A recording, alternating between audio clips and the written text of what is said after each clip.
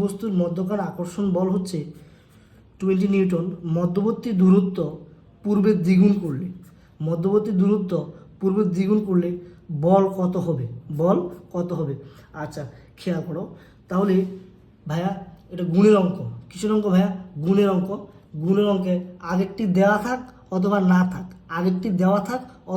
থাক, আগেরটিকে 100 ধরে নিতে হবে। কত ধরে নিতে হবে ভাইয়া? 100। 100% মানে কি? 100% মানে হচ্ছে 1।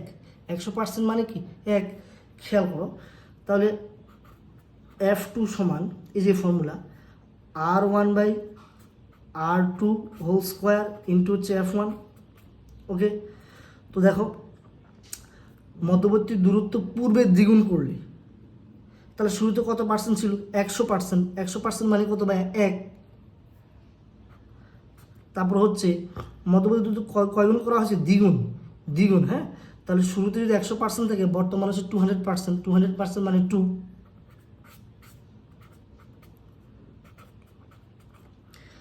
তো 1/4 F1 ছিল 20, তাহলে অ্যান্সারটা কত আসবে ভাইয়া? কাটাকাটি করলে 5 নিউটন। কত নিউটন ভাইয়া? 5 নিউটন। খুবই ইজি ভাইয়া। পরের কোশ্চেনটা দেখো, দুটি বস্তুর মধ্যকার আকর্ষণ বল 20 নিউটন।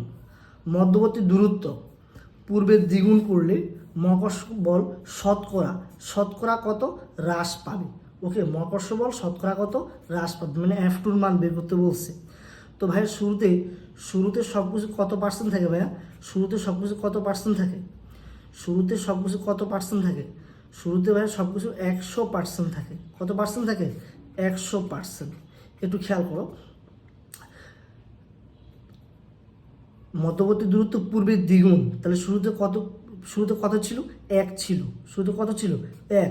দ্বিগুণ মানে 2 স্কোয়ার ইন্টু মহাকর্ষ বল শতকরা কত হ্রাস পাবে ভাই? শুরুতে কত পার্সেন্ট ছিল? 100%। আগেরটি দেওয়া থাক অথবা না থাক, আগেরটিকে 100 ধরে নিতে হবে। তাহলে শুরুতে মহাকর্ষ বল কত ছিল? 100%। এই তো, তাহলে 1/4 ইন্টু হচ্ছে 100%, কাটাকাটি গেলে কত হয়? 25%। তাহলে ভাইয়া কত পার্সেন্ট হ্রাস পাবে বলছে।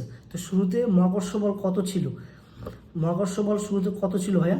100% ছিল, এবং হ্রাস পাচ্ছে কত পার্সেন্ট? 25%। তাহলে বর্তমানে মহাকর্ষ বল কত হবে? 75%। বর্তমানে মহাকর্ষ বল কত হবে ভাইয়া?